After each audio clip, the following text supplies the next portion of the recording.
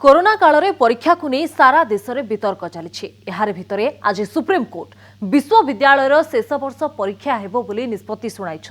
बिना परीक्षा क्या डिग्री सर्टिफिकेट मिलिबो नाही बोली खंडपीठ कहते। कोर्ट कहते जदि कौन राज्य महामारी कारणरू निर्धारित समय परीक्षा करिपारु नाहंती तेबे यूजीसी सह कथा हुई परीक्षा को स्थगित करिपारिबे। सेप्टेम्बर 30 सुधा परीक्षा पाई यूजीसी देथिबा सर्कुलर कोनसी फरमान नुहे। राज्यगुड़िक यूजीसी सह कथा हुई परीक्षा पाई नुआ तारीख धार्य करिपारिबे। विश्वविद्यालय शेष वर्ष परीक्षा बाध्यतामूलक। बिना परीक्षा रे काहाकू मिलिबो नाही डिग्री। कोरोना काल रे परीक्षा को नहीं सारा देश में वितर्क चलिथिबा बेले सुप्रीमकोर्ट विश्वविद्यालय शेष वर्ष परीक्षा मामलार शुनानी करिसेंती। खंडपीठ कहते विश्वविद्यालय स्नातक और स्नातकोत्तर शेष वर्ष परीक्षा हेबो। परीक्षा रद्द पई होइतिबा आवेदन को खारज करी सुप्रीमकोर्ट कहते ग्रेजुएशन किंबा पोस्ट ग्रेजुएशन शेष वर्ष परीक्षा न देई कोनोसी छात्र छात्री पास करि परिबे नाही। बिना परीक्षा रे केही डिग्री पाई परिबे नाही।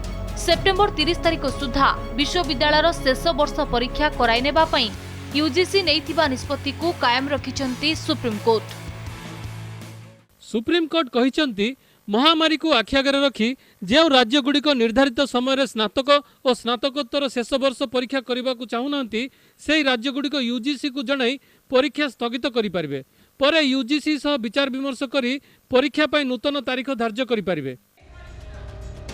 सुप्रीमकोर्ट शेष वर्ष परीक्षा रद्द पाई होइथिबा आवेदन शुनानी अगस्ट 18 रे शेष करी राय को संरक्षित रखिथिले। एथिस समस्त पक्षों को 3 दिन भितर जवाब दाखल करने कहिथिले। एहा छड़ा जस्टिस अशोक भूषण को खंडपीठ कहिथिले कोर्ट निष्पत्ति नेबे डिग्री कोर्स शेष वर्ष परीक्षा रद्द हेबो ना नाही। सेहीपरि छात्रंक हित केउथिरे रहिछि ताहा सेमाने निर्धारण करि परिबे नाही। छात्रंक स्वार्थ को आखि आगरे रखी निष्पत्ति नेबा पई वैधानिक संस्था रहिछि बोली कहिथिले सुप्रीमकोर्ट। दिल्ली, महाराष्ट्र, ओडिशा, पंजाब, हरियाणा, मध्य प्रदेश समेत आउ किछि राज्य विश्वविद्यालय अंतिम परीक्षा को रद्द कर दैछंती।